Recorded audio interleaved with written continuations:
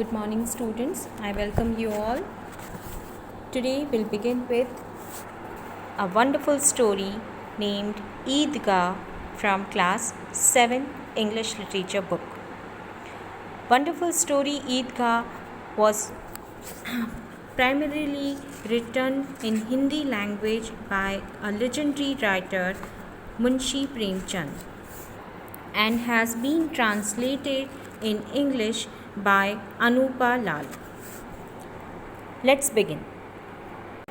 Before we proceed to the story, I'll just give you in the brief that Idgaah, the story, the title name Idgaah is what it means. It means the worshipping place of Muslims, a kind of huge veranda or the open space where all Muslims on the morning of Eid pray together near the mosque. So the story is about a young boy of 4 and 5-year-old who is an orphan because mother and father both has been died, and he used to live with grandmother Amina Bi, and the name of the boy is Hamid. Although out of all worries, he was a happy child. Here in the story, we'll see how Eid came to Hamid and how Hamid took it, how he got celebrated his Eid. Let's begin. It is the morning of Eid and Hamid can't wait to go to the fair with his friends. But he is a poor boy and has only 3 paise to spend. So we'll see in the story that how Hamid spent these 3 paises and made it worthy. Let's begin. A full 30 days after Ramzan comes Eid. Ramzan, the holy month of fasting, when Muslims keep fasting for the entire day from the morning sunrise till the evening sunset. It was a glorious morning of Eid and the village was agog with excitement. People were excited and happy. People were getting ready to go to Idgaah. The entire village is full of hustle bustle because all were busy in preparations to go to Idgaah. Some were busy in feeding their cattle in advance, as they know that the mosque or the Idgaah is 3 miles away from the village, and so they were feeding their cattle beforehand. Children were so excited for the celebration of Eid, as well as they were more fascinated for getting the sweets. The special sweet dish of Eid is sevai, and they all were tempted with the taste of sevai. One more exciting thing for the children, that they are going to get Eidi. Eidi means when somebody is going to come to visit you, when you wish them happy Eid, so they are giving their blessings in form of money or some envelopes or some gifts. So children were very, very excited to get Eidi and sevaiyan. But the happiest among all was Hamid, a little boy of 4 or 5, an orphan. He lived with his grandmother Amina and slept in her protective arms. Hamid was too happy. Why? Because he was thinking that his father would come back with bags full of money and his mother would be back with beautiful gifts. Hope is a wonderful thing, and that too a child's hope. So he was very, very happy of thinking this. Poor Amina sat in her hall and cried. It was Eid and she didn't have a grain of food in the house. She was filled with gloom and despair when Hamid entered the hut and said, Amina felt a tightening around her heart. Why? because she was thinking that when other children will enjoy, Hamid will stand alone.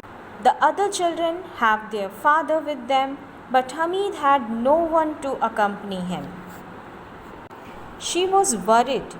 How will Hamid walk 3 miles, that too barefoot? He would get blisters. He had no slippers to wear, and there were only 8 paisa in the house. So she gave 3 paisa out of 8 in Hamid's pocket for going to fair. The villagers started for the fair. Hamid was walking along.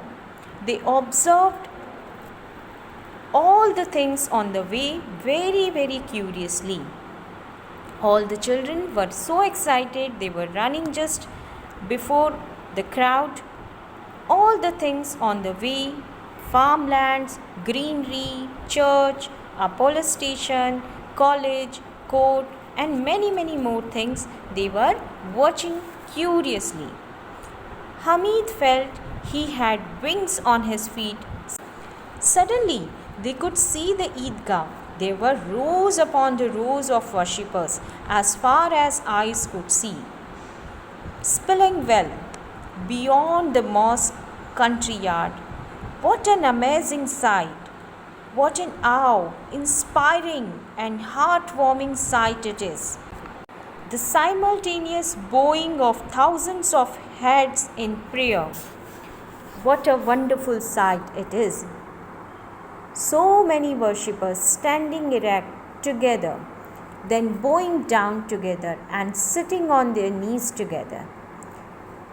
Here neither wealth nor status matters, because in the eyes of God all men are equal. So here when they were praying together, there was no one poor and no one rich.